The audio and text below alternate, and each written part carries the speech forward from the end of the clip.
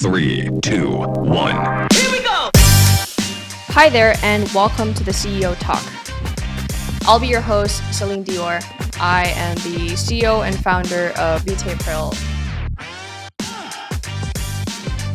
Welcome to the first episode of the CEO Talk. Today, I have someone very special with me as my first ever podcast guest, Sean Wiggins. He's my boyfriend and also the founder of North Digital. North Digital is a digital marketing agency that primarily operates in the dental industry, and they help clients worldwide grow their business, especially during the COVID pandemic. North Digital has also helped several dental offices flourish. So, there we go. Thanks for the intro, babe. I know.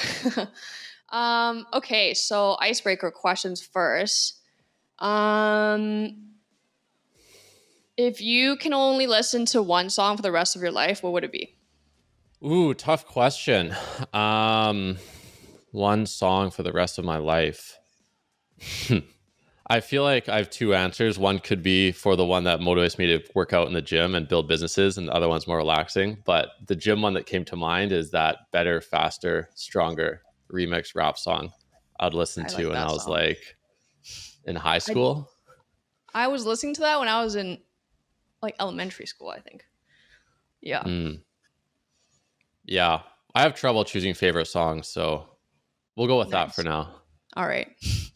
What would you describe yourself in 3 words? Ambitious, caring, and adventurous. Nice. I can vouch for all 3 of those. Okay. So we're going to dive into the podcast. Can you tell our audience a little bit about yourself? Where did you grow up? Were your parents entrepreneurs, and what was growing up like and all that? Yeah, good question. So I was born in Vancouver, but then moved to Victoria, which for the viewers is on Vancouver Island, a 3-hour trip out of Vancouver.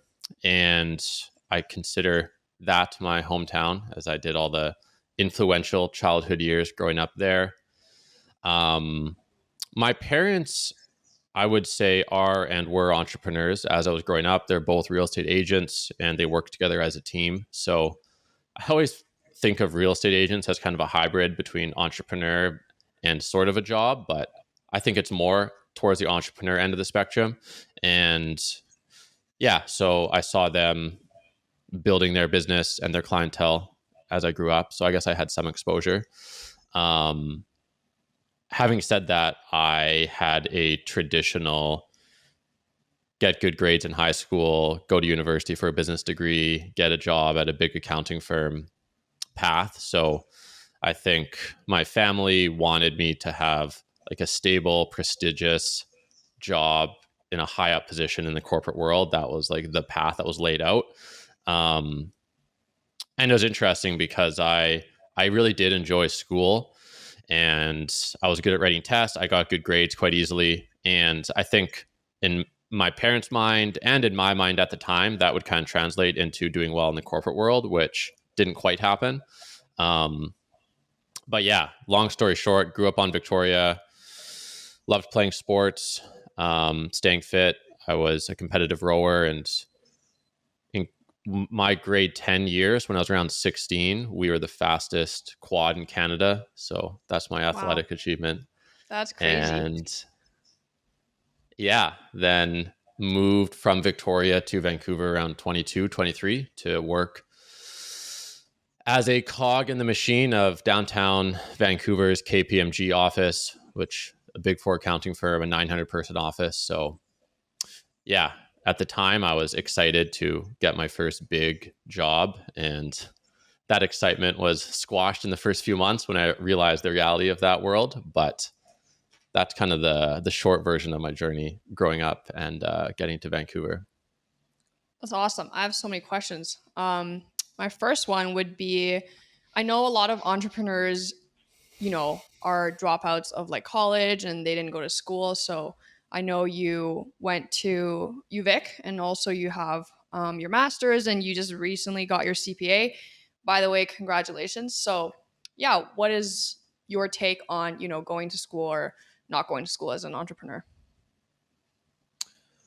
So I think that it depends. I mean, I think there's a lot worse ways you can spend time than going to school. I think there's a trend, especially among coaches and people that teach people how to start businesses, that school and university is a complete waste of time. And I went from like getting straight F's and not able to pass math to being a multimillionaire. And I think that's a compelling narrative, which is why it's overplayed a little bit. But yeah, my experience in school it was a lot of fun. And I don't think school was that similar to the corporate world. So if I had to rank in order of how much I like things, entrepreneurship would be first, school would be second, and then regular jobs would be third. And for me, university was a big social experience. You're meeting a bunch of people your age, you're working in teams on projects. I will say that the university I went to was much more liberal than most. So we would have entrepreneurship classes where the course project was to come up with a business idea and start executing on it. And they would bring in business leaders from the community to help evaluate our projects and competition. So yeah, it was a lot of fun actually. And I learned life skills, social skills in university. I would say you're also around a lot of ambitious people in university. Most people that end up there have goals for themselves. I would say that I didn't learn that much actionable steps, theories, or tips for how to actually start a business. So all of my real business education started after I was done school. But my take on it would be, if you're 18 years old and you don't have the perfect business idea, the burning desire to build a business yet, then yeah, university is not a bad path. You're going to get exposed to a lot of different ideas and meet a lot of different people. The only time I'd recommend not going to school is if you know at 18 that I 100% want to be an entrepreneur. I have a couple ideas I'm playing with, and you already have that fire in your belly to start. Then I would recommend school. Is just, you're going to feel bored. But most 18-year-olds don't know what they want to do yet. So for me, it was like a fun place to hang out with people and yeah, learn a bunch of general, not that applicable skills for 4 years. But yeah, it wasn't bad. Also, I went to university in my hometown. I got a scholarship to pay for most of it. So I came out of it debt free. I think it's another story if you have to go into debt. So for me, it was essentially almost a free education from my point of view. And it was fun. So that was my take on undergrad. That's crazy. And yeah, I think yeah, you get to meet a lot of people when you're in university, especially if you join like clubs or go to events or even just like business like case competitions. I think those actually do help you develop skills a lot. And also a lot of times like university brings in guest speakers and like real life entrepreneurs to kind of show you like what they're doing and share their story. And I think like that also gives university students like a really good idea of like what entrepreneurship is like in the real world. yeah, 100%. And it depends on the school. Like UVic actually has produced some big companies. Like Indochino started off as a college project at UVic in the entrepreneurship program, and now it's blown up to whatever it is now, an 8-figure, maybe 9-figure business. So it's cool. Like I guess I was fortunate that I was in a open-minded, liberal, entrepreneurship focused school. Yeah, so for me it worked, and yeah, and it was fun. So how is it like working at KPMG as accountant? Yeah, so that was not fun. Like I always joke, the best part of working at KPMG was everything other than the work. They would pay for me to fly over when I lived in Victoria and wine and dine me, take me out to the most expensive restaurants for meals. And it was like this big, like I thought I was about to sign up and like, it would be like Suits, the movie or the TV show. And it would be like closing deals, like talking to people. And it was nothing like that. And nothing against KPMG in particular. It's just the nature of working in a 1,000-person office in the world of accounting. It was very little opportunity to be creative, to be in charge of your own growth. it was a lot of following instructions. And I think also at that time, I started to learn about entrepreneurship, and I met other entrepreneurs. I met people doing exciting things. Um, and I was just like shown that another path exists. I think this was the time when like guys like Ty Lopez were advertising hard on YouTube ads. So I'd Right. see these ads on my YouTube like, hey, you can start a business and be making $10,000 a month in 6 months. And meanwhile, like whatever, my $40,000 a year starting salary at KPMG didn't seem so great. So I just also became aware of a second path. Is that And like what inspired you? I think the freedom aspect is what inspired me. One thing I found about working in the corporate world was that there's really very little freedom. You had to show up at a certain time, you had to leave at a certain time, you had to follow a very specific set of instructions, and the progression was quite slow. I mean, every year you're going to get a small percentage bump in your pay. There's just, you don't have a lot of autonomy over what you want to make your life into. So yeah, I think when I first started at the accounting firm, I didn't love it. But then once I became aware of the second path of being an entrepreneur, having control and autonomy over your life in a whole totally different way, then I really couldn't stand staying at the accounting firm anymore. So Right. Was shortly there after like that, I left. a breaking point where you were like, okay, I've had enough. Like, I want to start my own business. I'm just going to go all in. Or like, was it a slow decision that you had to make? Like, what was it for you? The decision took about 6 months. So I started really learning about entrepreneurship about a year into working at the accounting firm. And I would read books like 4 Hour Work Week. That was like, yeah, Tim Ferriss's flagship book, and just started learning about that whole world. And then for about 6 months, I would start thinking about leaving and how that would look. And then, yeah, I remember one Friday afternoon, I just emailed my manager and told her that I was going to leave after 2 weeks and do something else. So it was interesting. You know, at first I wasn't going to go straight into entrepreneurship. I was going to get a sales position, because also through reading these personal development, business development books, it talked a lot about people skills, confidence skills, the ability to sell and sell an idea and a vision. So initially I thought I would bridge the gap between being an employee and entrepreneur by getting a commission sales job, which is kind of a hybrid where the harder you work, the more you get paid. And I heard about people making six figures in sales jobs that were in their early 20s. So that was exciting to me. But I didn't have anything lined up and concrete when I quit the accounting firm. And I ended up never actually getting a sales job, just going straight into my own thing. But it was interesting. Did you like have savings saved up, or were you just like, fuck it, I'm just going to quit? Yeah, good question. So I had nothing saved up. Luckily, I was also debt free, but I was basically at zero in terms of how much money I had when I left. And one of the, in hindsight, things I did that saved me was I went to the bank and got a line of credit. I remember it was $13,000 line of credit at the bank. And they only gave that to me because I had such a stable job in their eyes working for this accounting firm. So I got that line of credit. A week later, I put in my notice at the firm. So I had this $13,000 runway to make something work. That's crazy. Okay. Yeah. So before starting North Digital, I guess, did you have any like other side hustles? Was it like your first business, you tried it and like worked right away? Or was there other things that you started? Out of the gate, the idea was to basically cold call businesses that have terrible websites and sell them a website. I was like reasonably tech savvy, so I knew I could learn how to build a website in WordPress pretty quickly. I don't even think Squarespace and Wix were even a big thing back then. It was WordPress templates were the easiest. WordPress, yeah.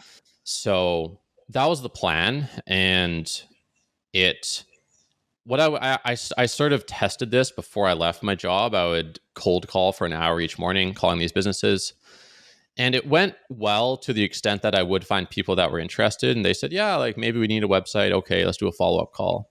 At the time, I had no idea what I was doing. And I was like, wow, people are actually interested. Someone's taking what I have to say seriously. At that time, the idea of just picking up the phone and saying, I have a website company was crazy, because I thought that having a company that is something that takes years, and that's just something people did when they were like 40 years old plus.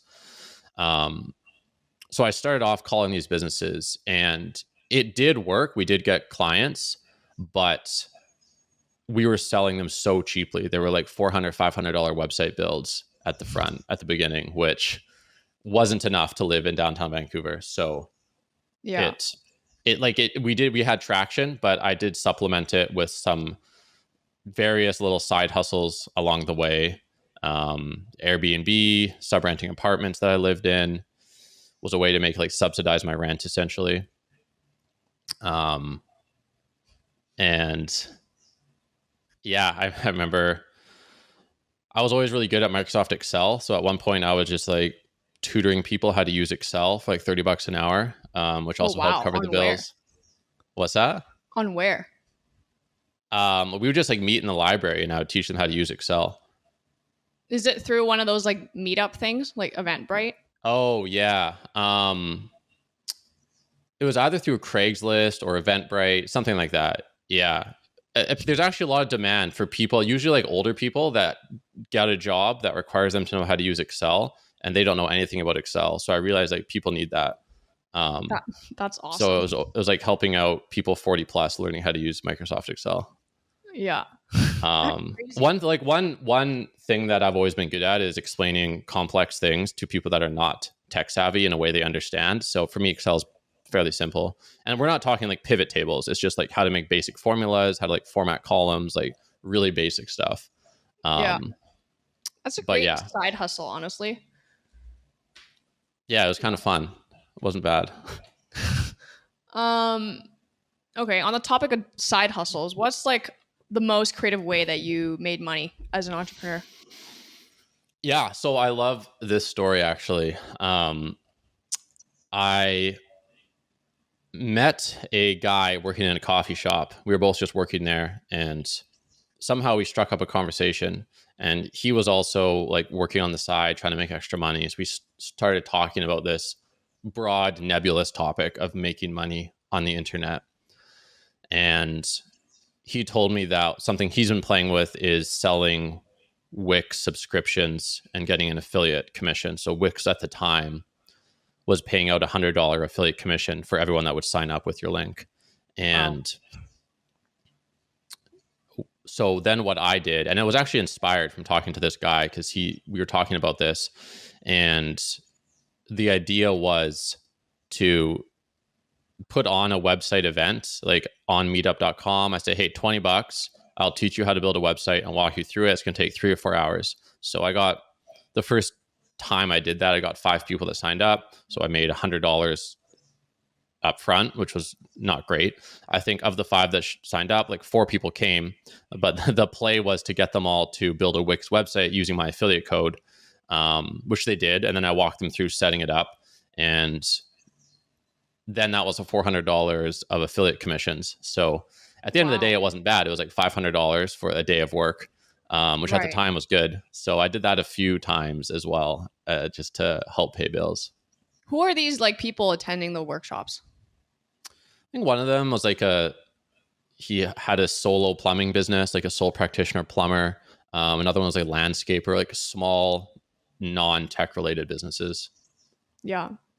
I think at least when I was in high school, so a few years ago, affiliate marketing was like a big thing. And also sales job was something that a lot of younger people do first, I think, before getting into entrepreneurship, like what you said earlier. Yeah, that's really interesting. And that's cool that like Wix gave about $100 per affiliate. Like that's quite a bit actually. Yeah, it's pretty generous. They would have to, I remember they had to sign up for the paid plan and like commit for a few months. So I actually think that if they canceled within the first month, Wix would claw back some of that. So I remember checking and hoping no one canceled. Yeah. But yeah, the theory at the time was that if I walk them through building it, they're going to be really bought in. They're going to fall in love with the website they built themselves, and it's unlikely they'll cancel. So yeah, it Yeah. worked. Huh. It wasn't obviously not a scalable business model, really. Well, maybe it could be. I don't know, but it helped to definitely get some extra side cash. Yeah. Huh. Okay, fast forward to first year of like quitting your job. Like what did that look like for you? Yeah. So, I mean, based on traditional metrics, it was a hard year. But when I actually think back to it, it was a fun year. Right. Like I was living very frugally, like probably surviving off $2,000 a month of personal expenses living downtown in Vancouver, which was really tough. Um, my family at the time didn't understand it. They Mhm. thought it was kind of a crazy move. My friends were, I mean, my friends were mixed. No, none of my corporate friends I had made at KPMG got it at all, really. Right. Um, so there was a sense of aloneness for sure, but there was also that sense of me against the world. I have to make this work as well, which made it more fun. And um, I also did have a business partner for my first, I think, like for 3 or 4 months, and it was a good friend of mine from university who had just gotten back from traveling the world. And I managed to convince him to, instead of getting a normal job, try to build this business with me. So we were both cold calling business owners from his apartment. Um, in the end, we decided to go our separate ways and had a very friendly splitting up of the business. And he was able to leverage that to actually get a really great sales position. And I kept grinding it out, but that definitely made it more fun to have Yeah. someone that I was in the trenches with. But yeah, I definitely wouldn't trade that year for the world because it was, yeah, in hindsight, a lot of fun. And it really felt like my life was an adventure where it was like, wow, I don't know where next month's Yeah. money is coming from. I need to make it happen. I need to do a sale.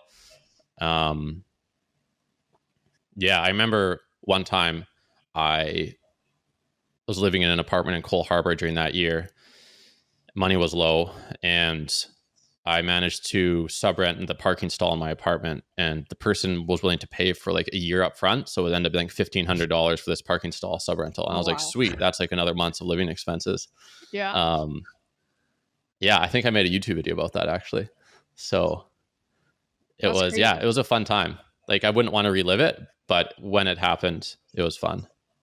I do remember like the first year of like business, you honestly just don't know like if you'll make sales tomorrow and you don't know like how you'll live. And I do think actually that a lot of people think that you need to have like a bit of money saved up before you can start a business. And I actually think, sometimes if you don't have that backup plan, it like pushes you to work harder and just make things work. Yeah. Versus like defaulting back to, okay, like I have savings saved up.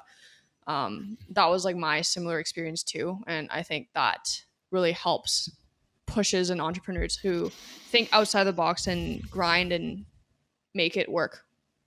Yeah, totally. And I think there's a fine line between like people can be addicted to living, well, paycheck for paycheck wouldn't be the right word, but living client to client or living on the Yeah. edge of being broke. There's like a weird adrenaline rush that comes from that. And I think it's fun for a year, but it would not be fun for 2 years. So yeah, it's a type of thing where it's like a fun thing to go through, but you don't want that phase to last too long, or else you're kind of defeating the purpose of it to begin Yeah. with. What was like the So, lifestyle you imagined that you would have when you like have a successful business? Did you want to like um, travel and work? Like what did that look yeah, like that's for a you? good question. I think, yeah, as you know, the cliche make money through the internet person dreamed of, I had these dreams of traveling constantly and setting up camp in different cities for 3 or 4 months at a time and being a digital nomad. Um, and that was partially, I think, inspired. One of the most fun parts of the university experience was I did a 4 month exchange in Europe, and that was basically like that without the making money part. But yeah, so initially I thought that as soon as I'm making like $6,000 a month of profit, I would just be world traveling comfortably and living this like jet setter life, which isn't what happened. even when I got to the point where I did have the freedom to do that, I chose not to, at least to that extent. So it was interesting how I think, Jordan Peterson talks about how as you reach one goal, then your goal evolves. So that first goal was no longer the goal. And I think that's what happened. Like as I began approaching the point where I could become a perma traveling digital nomad, that became not the goal I was pursuing anymore. So it changed. Yeah. Huh. I know we're saying that, like when I first started too, I envisioned my life to be a certain way, similar, like traveling, working wherever. And then like when I have the opportunity to, like I still haven't done it yet. So maybe soon. Yeah. Okay, we're gonna dive deeper into North Digital. So what was one of the biggest mistakes you made during the years of like running North Digital? And what did you learn? The two mistakes that come to mind is charging too low and not paying for some sort of mentor, coach process. Yeah, the first one, charging too low, was just, I think in the beginning, it's easy to question your worth as an entrepreneur. And I remember thinking, like, I'm an imposter. I'm just a guy who 3 months ago was an accountant and now I'm a business owner. Like, are people going to buy that? So I would charge my services low and try to win by being a discount provider of these services, which eventually I came to the conclusion that I would always joke to myself that no one actually knows what they're doing. Everyone feels like that. And all business owners feel like they are flying by the seat of their pants and are imposters. So I was like, oh, like everyone does that. And yet some people still charge a lot and charge their value. So in hindsight, I would have started off charging my clients more, which would have also given me more resources, more bandwidth to deliver even better results to them. So it would have been more of a win-win than charging less and delivering a less valuable service. Yeah, I think a lot of people, when they start an agency or a freelance business, when they price their like package or whatever services, they usually look at like how many hours they're putting into, working on the client's work. And then, for example, like, okay, I'm going to charge $40 an hour. But when, like, especially as you're growing, a lot more cost goes into it. Like you have to hire people, like maybe subcontractors, like marketing fees, whatnot. Like a lot goes more into your hourly wage, not just like the time you spend on it. So I think, in the very beginning, it is tough to know like how to price your services, but I think people learn, and especially when you're growing, I think pricing your services properly is really important to give yourself enough cash flow to grow your business even more, whether that's like hiring people or building out systems. Yeah, totally. I remember at one point I was charging a client $100 an hour, which I thought at the time was a lot. I'm like, wow, $100 an hour. That's a huge hourly wage. But that still didn't take into account the time that goes into prospecting, to building the system. Like the actual billable hours would only be a small portion of the overall workday. And now if I do the math, $100 an hour would be really something that I would absolutely not want to charge. And that'd be severely undervaluing my time. But Yeah. It's interesting. I think really it's better not to even think in terms of hourly rate at all. You should price your services based on the value that you're generating. So if you're getting your client an additional $100,000 a year of business, you should be charging $10,000, $20,000 a year. It doesn't matter how many hours you work, really. Yeah. Do you have like a rule for that? Like, are you doing like 10%? Like, how do you come up with the pricing? Yeah. I mean, it's hard to fully quantify the value we generate our clients now. So yeah, circling back to your intro, we work mostly with dental offices, and if we are looking at the lifetime value we generate to dental clients every month, so not just the cash the new patients give them that month, but the cash they're going to get from the new patients over the lifetime that patient is going to that dental office, then they're probably getting like 10 to 50x ROI on what they pay us. If we look at just cash collected, then they're probably getting a 3 to 6x ROI. That's amazing. And these So patients usually stay on for months, years too, right?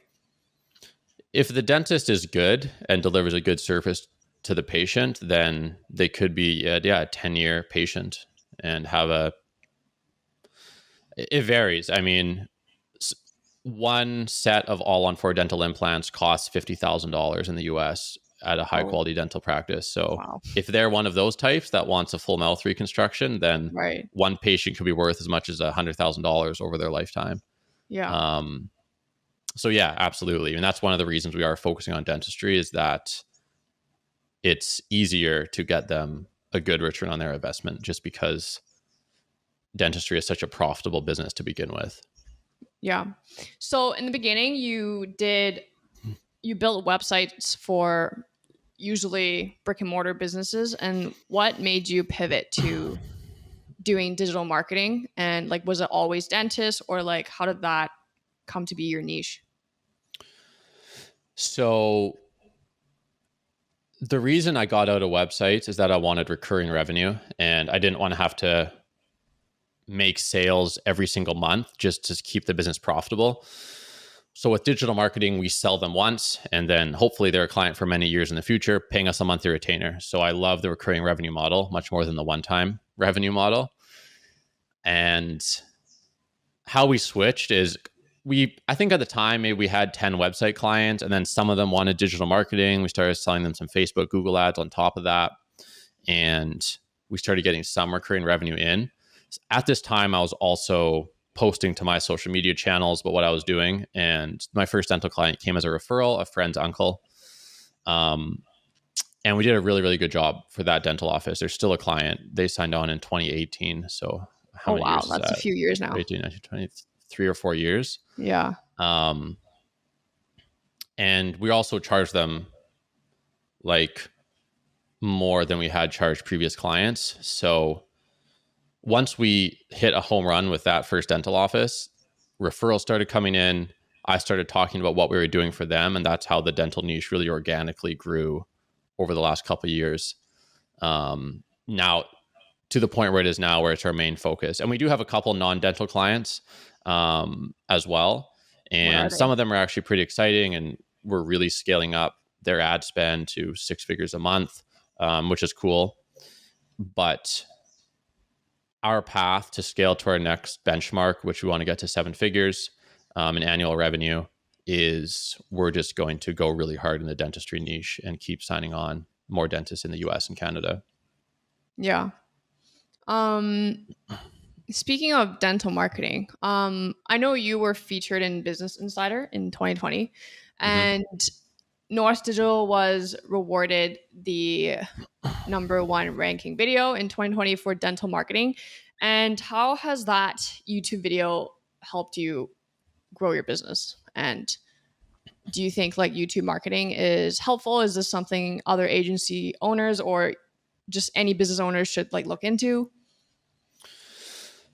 Yeah, YouTube is an interesting beast. That video has been extremely helpful for us. It's gotten us a handful of clients just from the video itself. Dentists actually see the video and contact us and become a client. It's gotten us featured in that Business Insider article, which has helped build authority and trust. So that video has been really helpful. And we're thinking of building out a second YouTube channel just for dental marketing as well, which there's a lot of potential there. With YouTube, it's a long-term asset. So YouTube growth is usually slow unless you get lucky and make something viral, which probably not going to happen in the dentistry niche. But it's a long-term, slow-building asset that will always generate free traffic and free leads as you go. So I do think that, in my opinion, YouTube is the king of all the social media channels.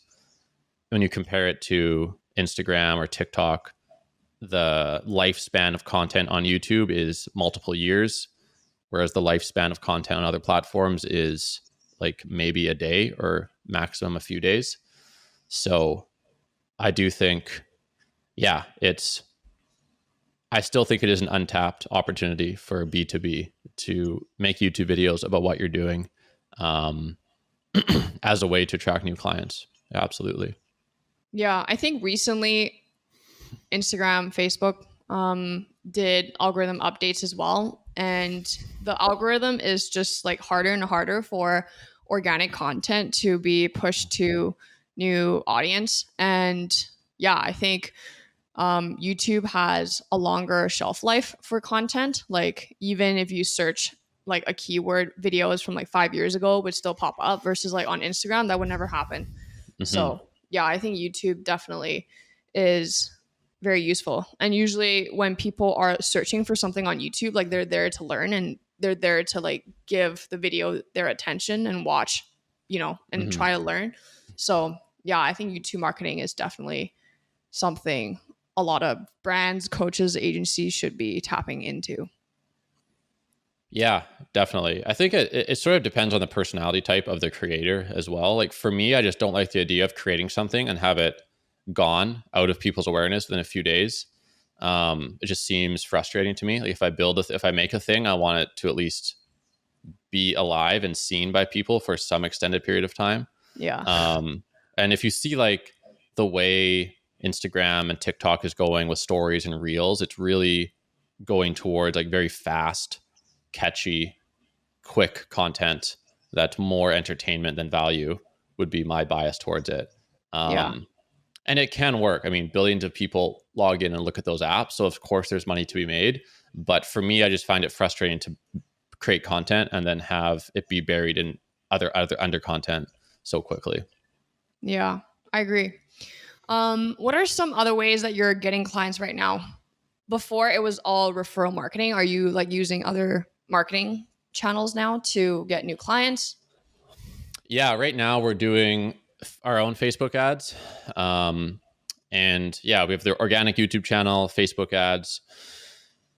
We're actually in talks with a couple LinkedIn lead generation agencies. So LinkedIn, I think, is an untapped resource for us that we're going to use to get new clients going forward. But the biggest two drivers right now is our organic YouTube channel and the Facebook ads we're running for ourselves. Yeah. What would you say your digital marketing agency's competitive advantages are? Like what makes you stand out from other agencies? Yeah, it's a good question. And when I tell people we're in the dentistry niche, people sometimes comment, wow, that must be really competitive. It must be hard to hold on to your clients. And we haven't found that. Like, really, our biggest value, one of the most valuable parts of our agency is that we have an extremely low churn rate. Like, our clients, while they're on a month-to-month agreement, will stay with us for years at a time. And it's very rare that a client leaves. So, to be completely honest, I don't know exactly why that is. I think it's a combination of things. Just the systems we've developed over the past couple of years of combining custom landing pages, Facebook ads, Google ads, and the system of lead generation, what we offer works. And it's our approach to how we communicate with the dentist, the customer service or the client service we're able to offer. A combination of both of those is what keeps the dentist with us. And we know that they get approached all the time by other agencies trying to steal our business away from them, and they stay with us for a long time. So I don't think it's one thing. It's just the combination of dialing in this one system for dentists over the last 3.5, 4 years. Yeah. I agree. For agencies, I think one of the most challenging thing is that you spend time prospecting and getting new clients, and then at the same time, like other clients might leave. And what are your top 2 or 3 like tips in maintaining like a good client relation? I mean, I think it's one place where I think people struggle is not understanding the level of tech savviness of the client they're talking to. So North Digital is in the process right now of transitioning into having account managers, and myself no longer managing all the relationships. And the way I'm trying to train the account managers is to tailor what you say based on who the client is. So we have some clients that understand Facebook and Google ads, understand landing pages, and want to know what's the cost per click, what platform's driving most conversions. They want to see the technical details. We have other clients who, after years of working together, still don't understand the difference between Google ads and SEO, still don't know what a landing page is. And we've explained it many times. They just don't care to learn that. And that's great, right? They just want to do their thing and be an amazing dentist and have someone else take care of the marketing. So the conversation I'm going to have with the tech savvy client is going to be very different than the one who doesn't understand it at all. And I think when you try to talk in too technical of a way to someone that doesn't get it, they get closed off and defensive, and they don't understand what you're saying, and they get pissed off basically. And then if you talk in not a technical enough way to the person who does get it, he thinks you don't know what you're doing. So I guess that ability to read people is important. And it's a place where I see other agencies having trouble. And I think in order to scale, the core service is going to be the same for every client, but just the way you talk about it is going to be different. So that's one thing that we're really working on with our new account manager to bring on. Yeah. What are some like software system or apps like you use for North Digital that like you can't live without, whether it's for your team or your SOPs or tools like you use for your clients? Yeah, software we can't live without. So for the service delivery itself, we use Unbounce for our landing pages. Their office is about 5 blocks down the street from me, which is cool. They're a Vancouver-based business, and they make great landing pages. So we use that for landing pages. On our end, on team organization, we've recently started using Notion, and you've helped us on board with Notion. So far, it's been amazing for organizing systems and SOPs. So that's become a staple. Slack for team communication. Those are the main ones. Slack to talk about things, Notion to organize things, and then all of our landing pages are hooked up in Unbounce. Yeah. Speaking about team, I know you recently hired your first full-time employee. Congratulations. And how has that been? What have you learned throughout the onboarding process for your first full-time employee? And what are your future plans for building out the team and growing North Digital even more? So we've had a part-time team for a long time. And in the beginning, my strategy was get multiple part-time people instead of one full-time or multiple full-time. So what that allowed for is the expense I'd be paying the team would go up or down based on the client load at that time.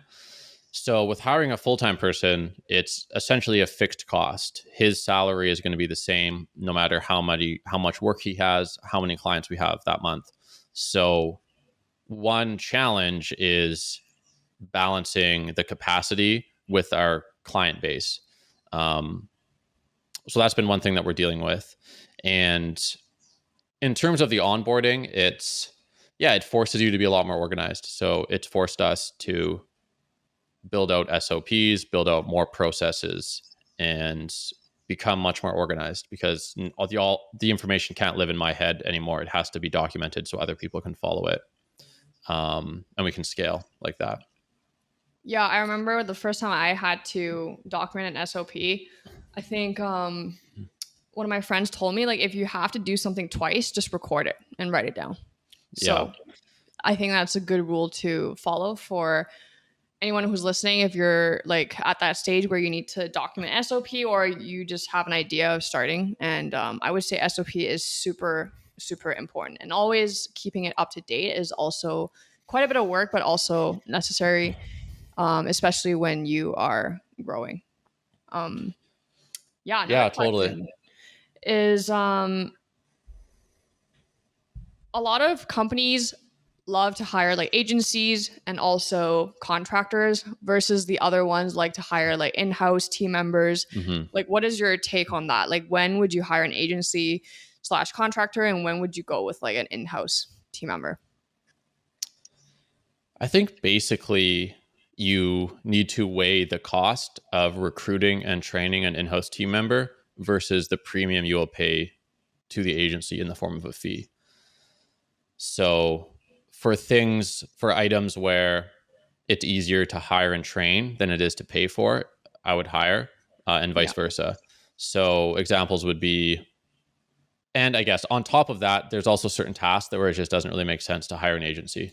So for things like this LinkedIn lead generation, I personally, I'm not an expert at LinkedIn lead generation. So in order for me to hire someone, I would have to learn the whole system first and then train them on that system. So it would be a lot of learning both for me and the person to hire.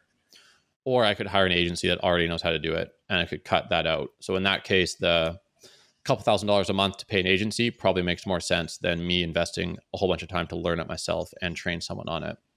Yeah. For the account management, on the other hand, it makes more sense for me to train because I'm already an expert in account management. I have developed a way that works very well. So I have the unique knowledge that I want to train someone to follow.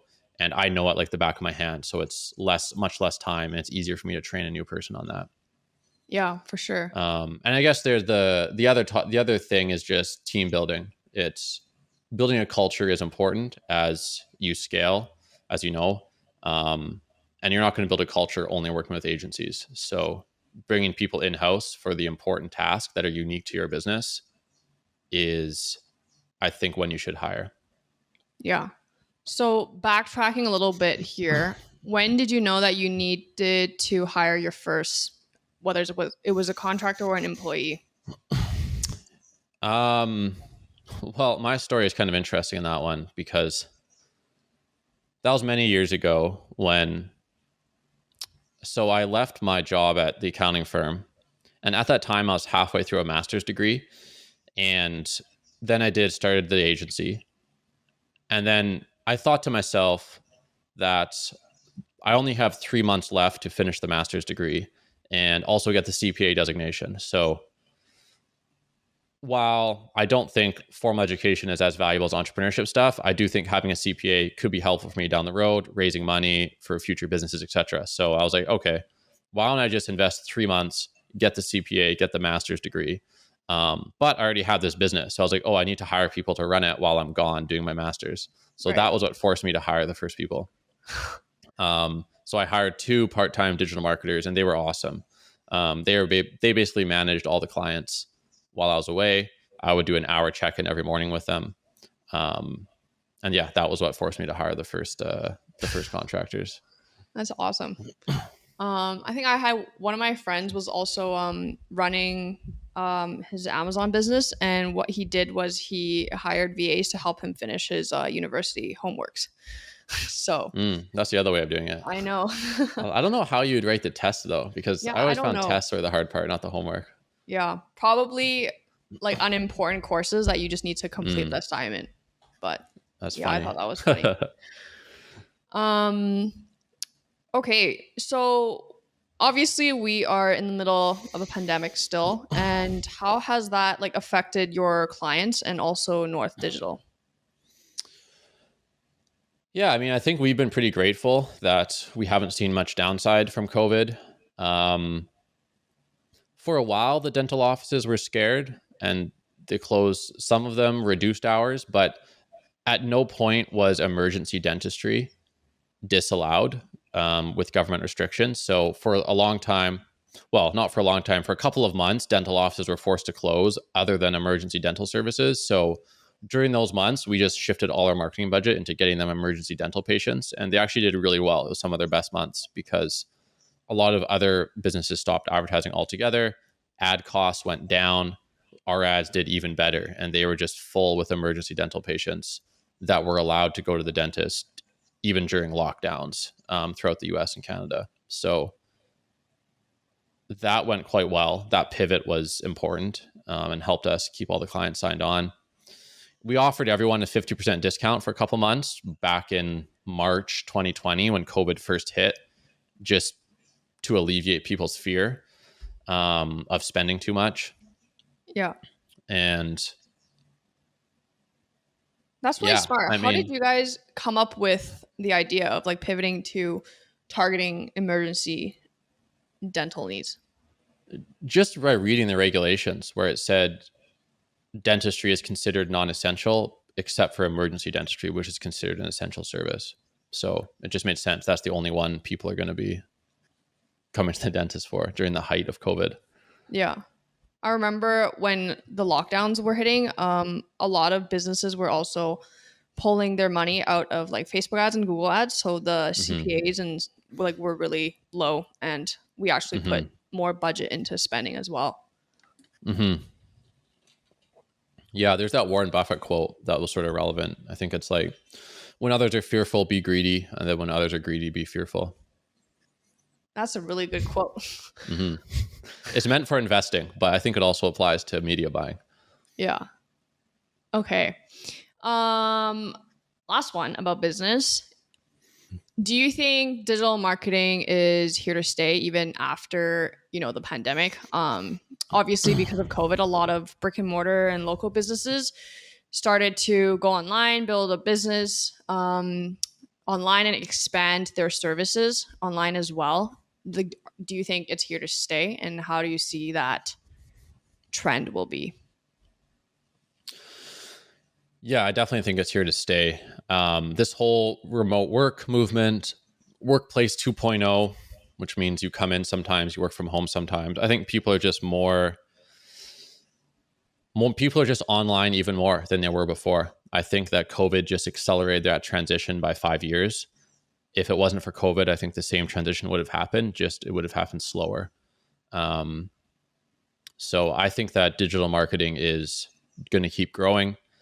And I also don't really see in-person physical venues as being a threat to digital marketing. I see them working together. Like, we see a lot of businesses that have a very strong digital marketing component, but then have a showroom or use digital marketing to get people physically in person. And I do think that once COVID or the pandemic is more over and things are more normal, and we're seeing that now, that type of marketing is going to be happening a lot more. You're using digital to get people to come in for an in-person experience and ultimately make a purchase decision. Yeah, I think for a lot of retail locations too, for example, like Peloton, they're heavily digital. People buy the equipment and bring it home, and they just like watch the training sessions like on the Peloton, but I almost like never see anybody go in. But I think they have that space built for people to go in and experience it, and like kind of almost serve it as a showroom, but more of an experience. And I see a lot more like retail companies doing that now. Like, for example, there's this other phone case company, Casetify. Like, they actually built a few more retail stores in the middle of the pandemic when everything was closing down. And their whole store, it became an experience for people to understand like the brand messaging more, understand the brand story, and experience the product and experience like what it is like using the product. And I see a lot of retail stores probably going to move towards that direction as well. Yeah, totally. They probably got good deals on leases when the pandemic was happening too. So locked it in. I've heard of a few companies that did that. Like, they locked in prime office space, prime downtown real estate during the height of the pandemic because everything was discounted like 50%. Yeah. And now they're cashing out on that. But yeah, I mean, people are more connected than ever before. Smartphones, smartwatches, laptops, smart wearable pieces of technology, everything being synchronized with itself. I think, yeah, the digital piece is still going to be the first point of contact. I mean, I imagine that for new brands that start now or in the future, the vast majority of them, people are going to discover them online as their very first touch point. So I don't think that's going to change. Yeah, for sure. So what is in the books for North Digital coming up the next few years? What is your plan? Yeah, so we have two pillars that we're focusing on, and one pillar is the dental marketing pillar. As we talked about, we're just going to systematize it, productize the service, and scale it up in a big way. We want to be the leading provider of dental marketing services in the US and Canada, and we're putting a lot of resources into that. The second pillar we're going to be focusing on is North Digital Partners. which are clients where we do equity deals or revenue share deals. And these would be clients that have a high ceiling when it comes to their scale. So we want it to be clients spending upwards of $50,000 a month in ad spend. And we currently have one client like that. And we also see a lot of potential there in partnering with businesses with a lot of upside potential and sharing in the profits. And are they usually like e-com businesses? Like, are they selling physical or infomercial products? Usually, I imagine most of these businesses will be some type of e-commerce, either selling a physical product or selling an info product, as those are the most scalable. That's awesome. Well, I'm excited to see how North Digital will continue to grow and expand your team. One last question is, what's a piece of advice you would give yourself, and like looking back at your entrepreneurship journey, and what's a piece of advice you would give to people maybe that are starting out, wanting to start, or, you know, feeling stuck in their entrepreneur journey? I think that an idea that has always stuck with me is that people are very patient before they start their business and then very impatient after they start it. And what I mean by that is people will wait years for the stars to align, for their debts to be paid off, whatever it is. They'll wait for everything to be just right to start their business. They're very patient leading up to it. And then once they do start it, they're impatient. They're wondering why they're not making tons of money after 3, 4, 5, 6 months. So I think people need to flip that. When you have the call to be an entrepreneur, you should be impatient and start as soon as possible, and then be patient. And if it takes, maybe you're going to be lucky or you hit the really good product market fit on your first swing and your business takes off in 6 months, or maybe it takes longer, it takes 2 years. And that's fine too, because in the scheme of a career, 6 months or 2 years doesn't matter. Like you're going to be doing this for the next 40 years. So my advice would be to be more patient during those first couple of years, to embrace the slow growth that sometimes happens at the beginning. And just know that if you stay in the arena, stay in the game, then you will be successful sooner or later. I think that quote of 9 out of 10 businesses fail is very misleading and damaging to new entrepreneurs. And I would say 9 out of 10 entrepreneurs who don't give up are successful. I think that's a better statistic, which I don't have the data on, but I think that's true from my experience. I very rarely meet an entrepreneur who tries for years on end and isn't successful. So if you do that, you're very, very likely to hit success. I agree, actually. Persistent and not giving up when things are hard. And I think we've all had those times where in the beginning of the business, we're like, okay, like I don't even know if this is like worth it for me to spend time on it and put so much energy into it. And then as long as you are patient and give it time and just trust yourself and trust the process and just not give up and grind the first couple of years, I think, yeah, like you said, it's very high chance that an entrepreneur will like continue to succeed. And even if your first business idea doesn't work out, I often see lots of entrepreneurs like their second or third idea just becomes like this huge big thing that gives them like a 7-8 figure exit. And like that's really inspiring. Yeah. I mean, that's the thing. That's why that statistic of 9 of 10 businesses fail is so misleading, because most successful entrepreneurs have probably tried 10 plus businesses. So yes, it doesn't matter if 9 out of 10 fail, because it's not that hard to start a business and then start a new one. So that's fine. Like if you have 10 businesses and the 10th one is successful, then you're still a very successful entrepreneur. So it's people like get it backwards. I know. Cool. All right. Thank you so much for hopping on this podcast with me. And how can people find out more about you? Where can they connect with you? Yeah, thank you for having me as your first guest on the podcast. I'm honored. I may have had some inside influence to make this happen too. Yeah, you definitely did. Yeah, look me up on YouTube. Sean Wiggins is the best place to connect with me. Sean has Sean, lots of amazing YouTube videos. thank you. Also, my email, sean@north.digital, is always a good way to get in touch with me too. Awesome. Okay, I will put all that info in the description as well. And I will see you guys next time. Thanks, Sean.